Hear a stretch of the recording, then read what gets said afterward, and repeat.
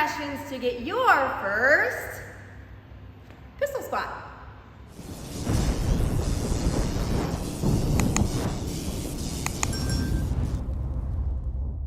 All right, so first thing you're going to need for a pistol squat is you're going to need some flexibility. So I'm going to take you through some stretches.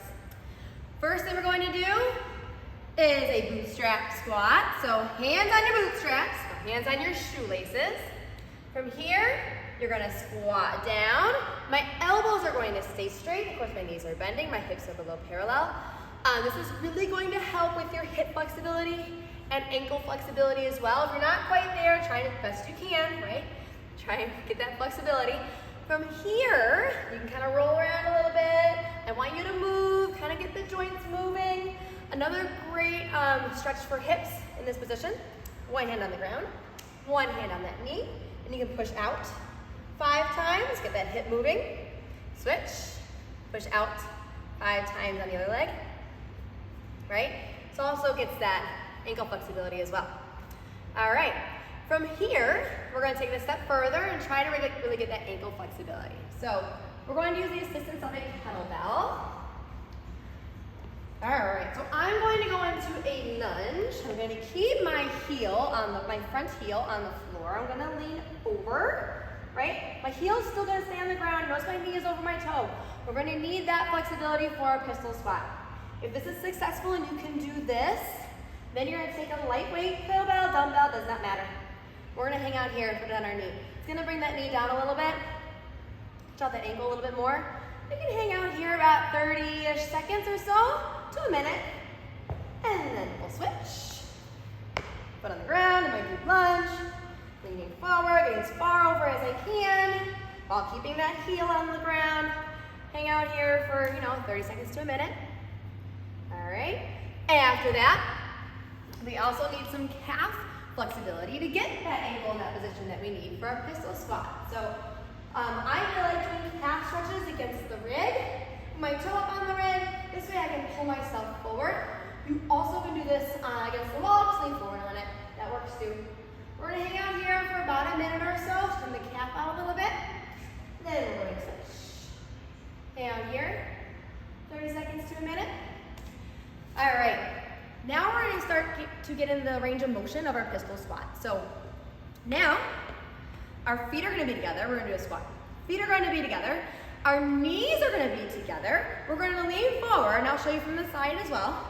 We're going to step back on the hips, but we're going to reach our arms forward, keeping your knees and your ankles together, getting that hip crease below your knee, and standing back up. This is the same position as our pistol squat. So from the side, feet, knees together, reach forward, and stand back up. Notice my back is still flat. I don't really want to see this rounding back. We still want to be here, but keeping those knees together. It takes a lot of ankle and a lot of hip flexibility. Now, if that is successful, now we can start moving on to our pistol progressions. We're going to start with a single leg backstepping lunge. So feet are starting together. I'm going to step back, tapping that back knee. Now using primarily my front leg, I want to stand back up to stand. Right? I'll probably do about 10 or so of these, 5 on each leg, always alternating since pistols are always done alternating. So far, so good. Then we can move on to the next progression. So now we're going to do a backstepping lunge, but this time our toe is going to be under, so we're not using as much back leg. So keeping my toe turned under in that back, primarily using that front leg to lower myself down and stand back up. If you find yourself doing this and being, kind of wobbly, or you're pressing on your leg to try and stand back up, I would not go much further. I would just work on stability and balance and strength on that single leg in the lunge, and I would stay right there until that was successful. If you're able to do that, now we're going to take it a step further. So now I'm going to put my toe under, but about a foot or so, foot and a half behind my front leg. From here, I'm going to squat down and stand back up.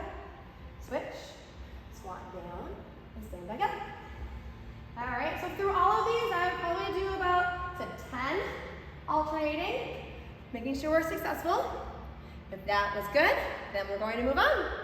Now we're going to take that back leg, we're going to move it closer. It's going to be on the ground, but it's right behind my ankle.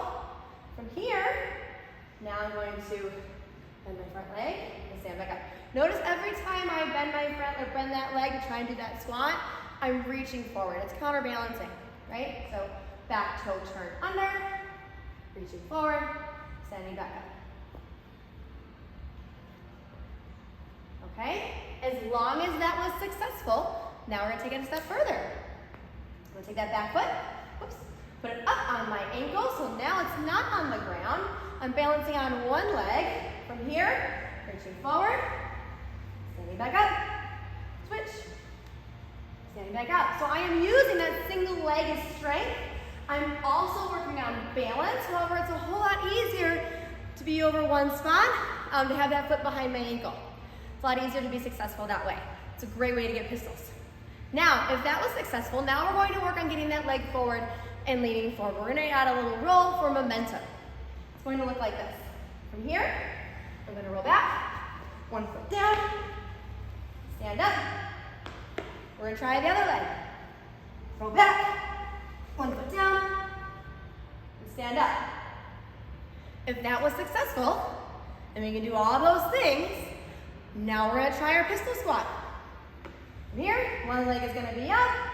I'm going to reach forward, get that hip crease below my knee, and stand back up. Switch legs, hip crease below my knee, and stand back up. There you go. Any of those progressions will help you get your pistol squat. They all focus on your strength as well as stability and balance. Any of those will get you there. You don't really need to hang on to something. In fact, I would advise you not to. I would advise you to use one of these progressions because the second you hang on to something, you're taking away the balance. You're taking away the stability, right, that you need to be successful in your pistol squat. So I would advise you doing one of the other progressions that I just showed you so you can work on that stability and work on that balance. That's what you're going to need to get that. And they're great. They're all body weight. Don't need bands. Don't need a wall. Just some strength and a little bit of practice. All right. Let's see that first pistol squat.